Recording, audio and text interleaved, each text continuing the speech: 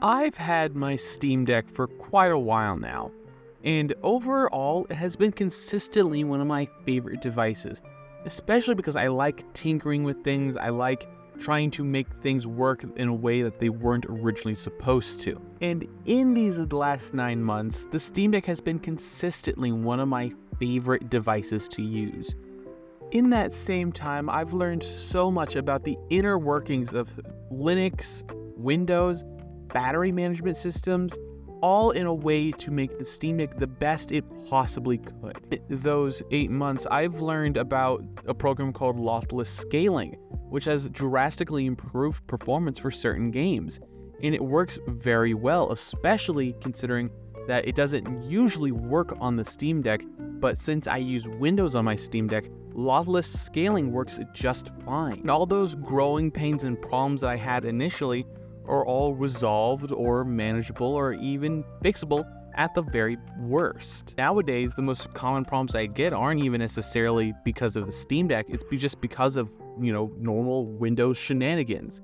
Updating when I don't want it to, having a huge update happen right in the middle of a game, mostly update-related issues, and bear in mind, Windows drivers for the OLED aren't available quite yet, even though the LCD one has had drivers support for quite some time now. So it's rather disappointing that not everybody who owns a Steam Deck can do this yet, but hopefully you should be able to do that at some point in the future. I've even made videos talking about some of my favorite Steam Deck accessories and how those accessories alone have drastically changed my experience when playing the Steam Deck, anywhere from comfortability to extending play sessions. Just a huge variety of accessories to improve the experience of using the Steam Deck. And performance has been pretty good across the board.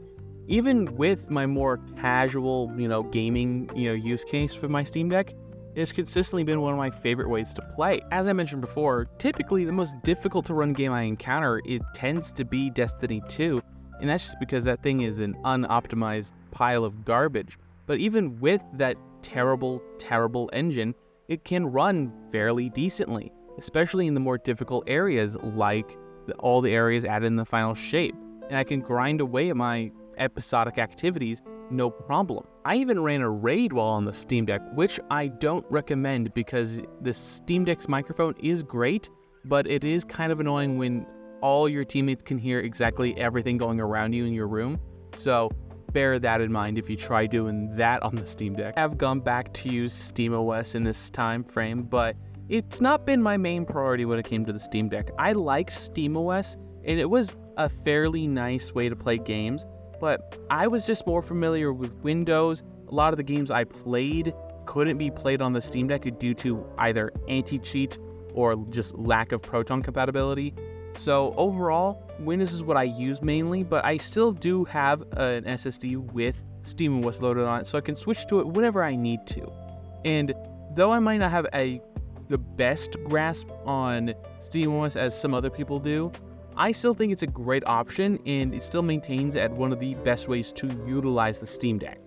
And since in these last 8 months, value to me has been some of the most important talking points when it comes to these PC handhelds, I think the Steam Deck still maintains its prominent position as the budget king for PC handhelds. You can get the original Steam Deck LCD, the 64GB model, for $300 right now during the Steam Summer Sale, which is an unreal deal. Considering some of the other devices out there you can get for around $300, like the Ion Neo Next Lite, which is just absolutely terrible, which I would never recommend that device, but that device can be bought for around $300. And in that $300 price point, you're looking at like the Loki Mini. All these budget PC handhelds typically come with either i3s, Atoms, full-on processors. So overall, these more budget devices are frankly garbage and a waste of money. They don't usually have the best controls, the best screens, even good quality USB ports on them. So it's like, why even buy those when you can buy a Steam Deck for sometimes at worst $50 more, and at best the same exact price as a Steam Deck. That alone, sale aside, to me makes the Steam Deck the default choice for anybody who wants a PC handheld. Even if you're a longtime Windows user, the Steam Deck still makes the most amount of sense, especially from a cost to value perspective, and being the immediate, functionality of SteamOS that you don't really need to learn a whole new operating system to do is awesome. Something Valve has done that many other manufacturers of PC handhelds hasn't done is just good quality support. You can go onto iFixit's website, buy any single piece of the Steam Deck you could possibly need to repair, and fix it yourself with well-detailed, written guides, video guides, and all the tools you could possibly need provided by iFixit. In this time, the Steam Deck OLED also was released, and the Steam Deck OLED is probably one of the best console revisions we have ever seen. Thanks to the Steam Deck that we saw an extra 2 million active Linux gamers added to the whole ecosystem, which is amazing for Linux users. And that increase in Linux support has been amazing. Seeing developers actually make an effort to develop for Linux has been amazing.